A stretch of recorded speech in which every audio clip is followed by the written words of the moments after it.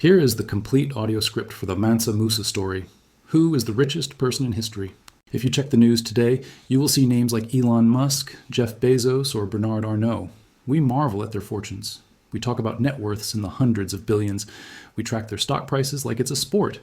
But if we look back through the centuries, if we adjust for inflation and really look at what wealth means, these modern billionaires are not at the top of the list.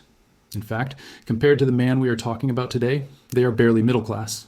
Imagine a level of wealth so vast that it is impossible to count. Imagine a man who didn't just have money in a bank, but who literally owned the source of the money itself. A man who sat on a throne of solid gold in a kingdom where gold dust was so common it was treated like dirt. But this isn't just a story about being rich. There have been many rich kings. This is a story about what happens when that kind of unlimited wealth collides with the real world. It is the story of a road trip that turned into an economic disaster. It is the story of a man who was so generous, so lavish, and so incredibly wealthy that he accidentally destroyed the economy of an entire continent just by passing through it. He is the only man in history to single-handedly cause a hyperinflation crisis just by buying souvenirs. And his story teaches us a fundamental lesson about money, that value is fragile, and even gold can become trash if there is too much of it. To understand how Musa broke the world economy, we first have to understand where he came from. In the 14th century, while Europe was struggling through the Middle Ages, fighting plagues and famines, West Africa was thriving. It was stable, it was organized, and above all, it was rich. But why was it rich? Geography. The Mali Empire sat perfectly between two critical resources. To the north, in the Sahara Desert, there were massive deposits of salt. In the medieval world, salt was life. It preserved food. It was essential for survival in the heat. It was worth its weight in silver. To the south, in the forests, lay the gold mines of Bambouk and Bouré. These mines were the secret engine of the medieval world. Historians estimate that in the 1300s, almost half of all the gold circulating in the Old World, in Europe, in Africa, in Asia, came from these mines. And Mansa Musa owned it all. By the laws of the Mali Empire, any nugget of gold found in the ground belonged exclusively to the king. The common people could trade in gold dust, but the solid nuggets went to the emperor. This meant that Mansa Musa didn't just have a lot of money, he was the central bank. He controlled the supply of the world's most precious metal. In the year 1324, Musa had been ruling for about 12 years. He was a devout Muslim, and he decided it was time to fulfill one of the 5 pillars of Islam, the Hajj, the pilgrimage to the holy city of Mecca. Now, for most people, a pilgrimage is a humble journey. You pack a bag, you travel with a small group, you pray. But Mansa Musa was not most people. He viewed this journey not just as a religious duty, but as a diplomatic mission. He wanted to show the world, specifically the Arab world to the east, that Mali was a great power. He wanted to put his empire on the map. He succeeded, but at a terrible price. He didn't just pack a bag, he packed a city. When Musa left his capital of Niani, he took with him a caravan that is almost impossible to visualize today. Historical records tell us he brought 60,000 men. Imagine a football stadium filled to capacity, all walking in a single line across the Sahara Desert. There were soldiers, heralds, scholars, and officials. There were 12,000 personal slaves, all dressed in fine Persian silk and brocade. Even the slaves wore outfits that would have cost a year's wages for a normal person. But the most shocking part was the luggage. Musa brought 80 camels, and on the back of each camel sat 300 pounds of gold dust. That is 24,000 pounds of gold. In today's money, that is hundreds of millions of dollars in raw cash, carried on the backs of animals. And that wasn't even the full treasury, that was just his spending money for the trip. This moving city marched across the desert. It was a logistical miracle. They had to feed 60,000 people and thousands of animals in one of the most hostile environments on Earth. But Musa had prepared well. His scouts went ahead, digging wells and arranging supplies. For months they walked, a river of humanity and gold flowing toward Egypt. And then, in July of 1324, they arrived in Cairo. Cairo was the biggest city in the region, the jewel of the Mamluk Sultanate. It was a sophisticated metropolis, a center of trade where merchants from Venice met merchants from India. The Sultan of Egypt, Al-Nasir Muhammad, was a powerful man. He was used to receiving foreign dignitaries, but he had never seen anything like this. The arrival of Mansa Musa in Cairo was a sensation. The people of Cairo lined the streets. They saw thousands of foreign soldiers, exotic animals, and slaves, carrying staffs made of solid gold. It was a parade of unimaginable opulence.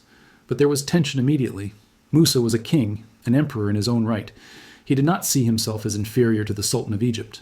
When he was invited to the citadel to meet Sultan al-Nasir, the protocol demanded that he bow down and kiss the ground before the Sultan. The atmosphere in the throne room was electric. The guards gripped their weapons. For a moment, it looked like this diplomatic mission would turn into a war. Musa stood tall and said, "I make this journey for God, alone." He cleverly framed his refusal as religious devotion, not political arrogance.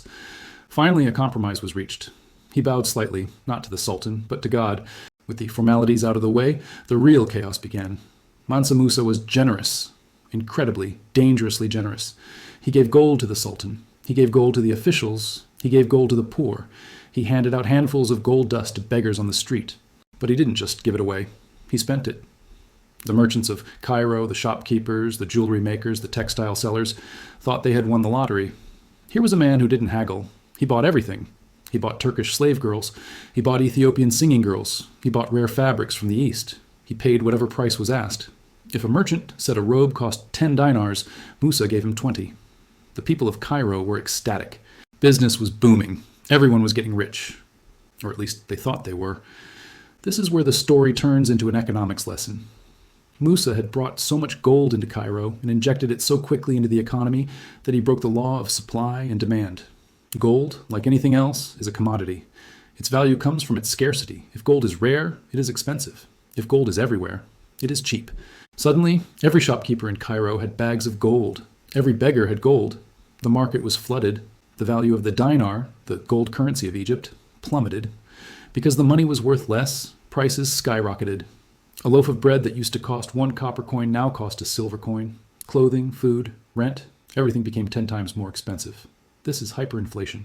The merchants who thought they were getting rich suddenly realized that their new piles of gold bought them less than their old piles of silver. The economy of Cairo crashed. The poor suffered the most, as the price of basic necessities rose faster than their wages. The rich saw their savings evaporate because the currency itself had lost its purchasing power. Historians estimate that Mansa Musa's visit devalued gold in the Middle East for over a decade. 12 years later, when visitors came to Cairo, the locals were still talking about the devastation caused by the Golden King. It took the Egyptian economy nearly a generation to recover from the inflation caused by one man's 3-month vacation. It is the only time in recorded history that one man directly controlled the price of gold in the Mediterranean. Usually, market forces dictate prices. In 1324, Mansa Musa dictated the market. But the story gets even stranger on the way back. After leaving Cairo, Musa continued to Mecca. He completed his pilgrimage, but the journey had been long, and the return trip was difficult. The caravan faced disease and exhaustion, and believe it or not, Mansa Musa ran out of money. He had spent so much in Cairo, given away so much in charity, and built so many mosques along the way, that the richest man in the world was cash poor. When he arrived back in Cairo on his return journey, he did something ironic. He had to borrow money. He went to the same merchants whose economy he had just crashed and borrowed gold at high interest rates to fund his trip home. This actually helped the Egyptian economy slightly. By taking some of the gold out of circulation, he helped stabilize the value of the currency he had destroyed. It was a one-man central bank correction. When Musa finally returned to Mali, he was changed. He didn't just bring back debt, he brought back talent. This is the part of his legacy that often gets overshadowed by the gold, but it is perhaps more important. He brought back architects, poets, and scholars from the Arab world. He brought back a famous Andalusian architect named Abu Ishaq al-Sahili. Legend has it that Musa paid him 200 kilograms of gold to design a new mosque in Timbuktu. This was the beginning of the golden age of Timbuktu. Under Musa's patronage, the city became a global center of learning. He built the Sankore University, which at its height had 25,000 students and one of the largest libraries in the world. While Europe was still largely illiterate, Timbuktu was producing manuscripts on astronomy, mathematics, law, and medicine. Books became the most valuable commodity in the city, more expensive even than gold. Musa had realized that true wealth wasn't just metal, it was knowledge. He transformed Mali from a resource-rich kingdom into an intellectual superpower. But there is a dark twist to this story, a consequence of Musa's journey that he never intended, and one that would eventually spell doom for West Africa. Musa wanted to put Mali on the map. He wanted the world to know his name. And he succeeded too well. In 1375, a few decades after Musa's death, a Jewish cartographer in Majorca named Abraham Cresques created the Catalan Atlas. It was the most important map of the medieval world. And right there, in the middle of West Africa, sat a figure. It was a drawing of a king wearing a golden crown, holding a golden scepter, and lifting up a massive nugget of gold. The caption read, "This black lord is called Musa Mali. So abundant is the gold which is found in his country that he is the richest and most noble king in all the land." This map was copied and studied all over Europe. Kings and merchants in Portugal, Spain, and Italy stared at the image of the man holding the gold nugget. They didn't see a center of learning. They didn't see a complex civilization. They saw a treasure chest waiting to be opened. That map, inspired by Musa's flashy pilgrimage, planted a seed of greed in the European mind. It drove the Portuguese to sail down the African coast in search of the river of gold. It kicked off the age of exploration, which eventually led to the Atlantic slave trade and the colonization of the very empire Musa had built. In a tragic irony, the display of power that was meant to secure Mali's place in the world actually painted a target on its back. So, how do we judge Mansa Musa today? He is often cited as a fun trivia fact, the richest man ever. But he is more than that. He is a lesson in the complexity of economics. He proved that money is not the same thing as wealth. You can have all the gold in the world, but if you don't have a system to manage it, it can destroy you. He showed that generosity, if unchecked, can be as destructive as greed. He gave away so much that he impoverished the people he was trying to help, but he also left a legacy of culture that outlasted the gold. The University of Sankore still stands today in Timbuktu. The manuscripts are still there, surviving wars and rebellions. The gold is long gone, spent, stolen, or traded away. But the knowledge remains. In the end, Mansa Musa's journey was the ultimate display of what humanity can do. We can build empires that dazzle the sun. We can walk across deserts with cities on our backs. We can crash economies with a wave of a hand.